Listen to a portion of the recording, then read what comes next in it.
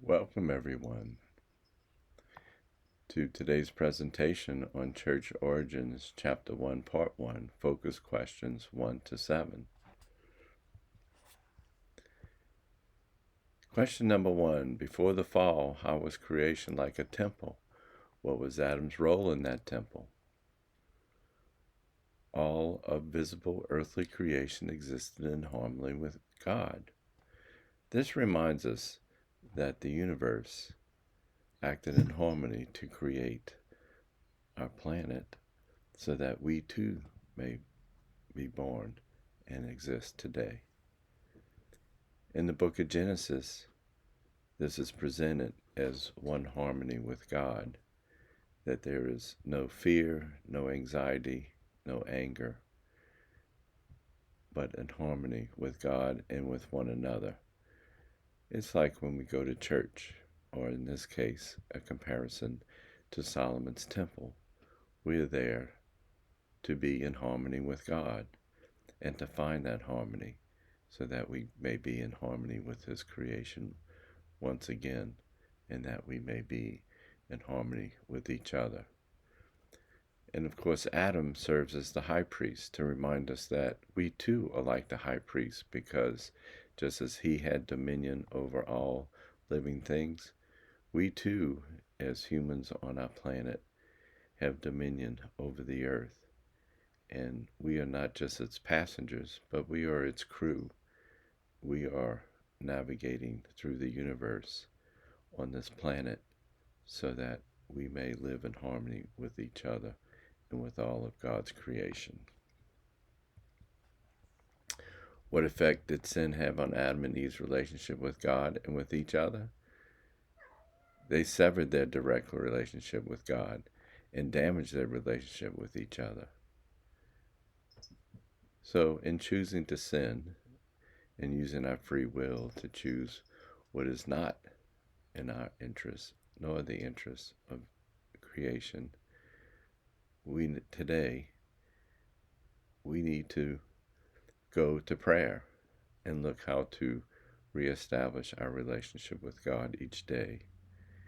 And also in prayer, we're asked to see how we can establish a better relationship with all of those people in our lives, family and friends, classmates, and even strangers and enemies.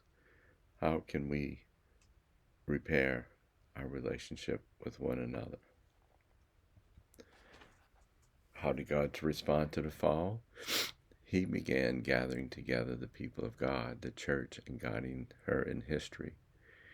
So, therefore, even though we fell out of the garden in that perfect harmony, it is in the church that we can restore that harmony. So we're called to gather wherever 2 or 3 are gathered in His name, to be a church, to seek the harmony that God desires for us, and to be in God's image. And of course, He does this in our daily lives. This is what we mean by guiding us in our history, that throughout our daily lives we can communicate with God, and we can restore that relationship with God in the things we do each day. What is a covenant? What is the significance of covenant in salvation history? A covenant is a permanent sacred bond of family relationship, because we know that more often than not, that though we may not get along all the time, that family relationship is a permanent bond. It's a bond that even when things are tough, we count on each other, we believe in each other, we're willing to forgive each other, and that will always be with us for the rest of our lives. So too with our relationship with God. It is a permanent bond. There's nothing we can do to earn God's love, and there's nothing we can do to lose God's love. God already loves us. Therefore, it is our call to respond to that love in our daily lives.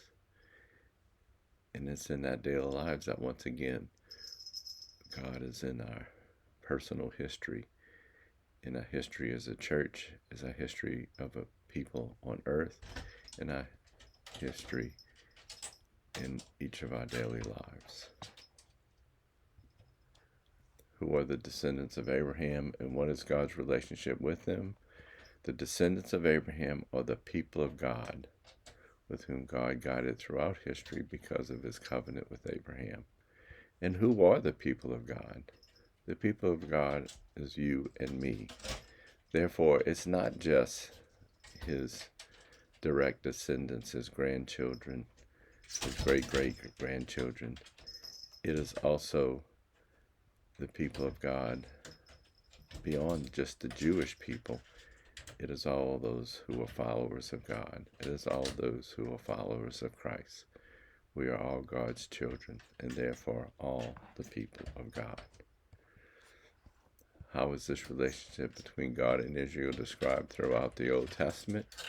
It is described as being like that between a parent and a child, with God even saying in Exodus, Israel is my son and my firstborn.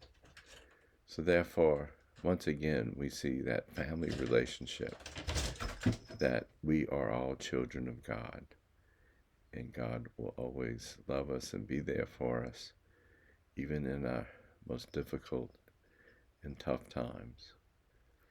God does not will those tough times on us or those challenging times, but he walks with us when we are faced with those times.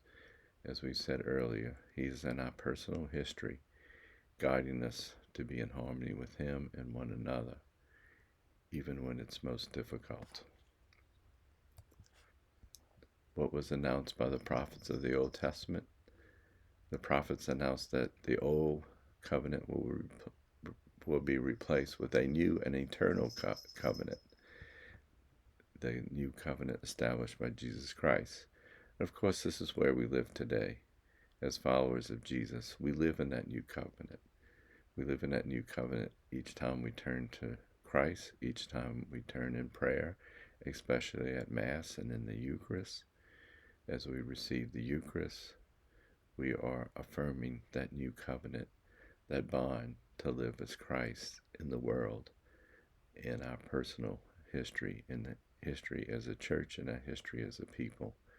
So let us always turn to Christ and know that we live in that new covenant of loving one another as he has loved us. This is the end of my presentation.